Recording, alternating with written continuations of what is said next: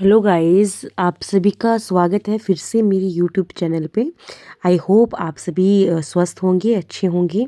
जैसा कि आप शायद 2-3 दिन से देख रहे थे, सभी जगह ये अफ़वाह थी पहले कि 13, 14, 21 को शायद पेपर हो जाए दिसंबर में, जो एकलव्य का टायर 1 है। तो अभी वो ऑफिशियल नहीं था, तो अभी इसके बारे में हम क्लियर बोल नहीं पा रहे थे। लेकिन आज नेस्ट ने ऑफिशियली अनाउंस कर दिया है कि आपका जो एग्ज़ाम है वो 13, 14 और 21 दिसंबर को टायर 1 होना है। सो जैसा कि मैंने आपको पिछली वीडियो में मैं आपको बताती रहती हूँ कि जो सेंटर के एग्ज़ाम होते हैं वहाँ इतना लंबा प्रोसेस नहीं होता है। अब देखो, अक्टूबर में आपके फॉर्म फिल होंगे, तो 1 मंथ बाद ये क्या कर रहे हैं, आपका टायर 1 ले रहे हैं, ठीक है। क्योंकि आपको मेंस में भी क्या करना है, इसके बाद आपका टायर 2 भी आपका एग्ज़ाम होना है। तो पहले ये था, कन्फ्यूज़न था कि टायर 1 और 2 साथ में होंगे सभी के लिए। ये 2-2 चीज़ें चली थी दिमाग में, लेकिन अब नेस्ट ने इसको क्लियर कर दिया है कि टायर 1 पहले होगा और जो टायर 2 है वो इसके बाद होगा। तो आप मान लीजिए, अभी तो आप ये सोच आप तो आपको दोनों पेपर साथ में लेके पढ़ने हैं, पर अभी कोशिश करिए कि आप टायर 1 में ज़्यादा से ज़्यादा स्कोर करें। इसलिए अपना मैक्सिमम टाइम थोड़ा भी क्या करिए, टायर 1 पे ज़्यादा स्कोर करने के लिए दीजिए। साथ में सब्जेक्ट भी लेके चलिए, क्योंकि ज़रूरी नहीं है कि आपको इसके बाद 4-5 मंथ का बाद आपका मेंस होगा। नहीं है, ये 1-2 मंथ बाद में ही आपका टायर 2 ले लेंगे।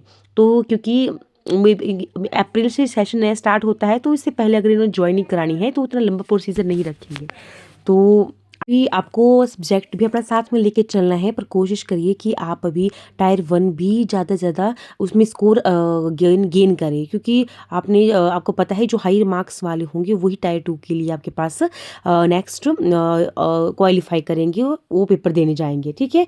तो जैसे कि आप देख रहे हो कि 23 अक्टूबर तक का भी नेक्स्ट ने आपको फॉर्म भरने की डेट दी थी।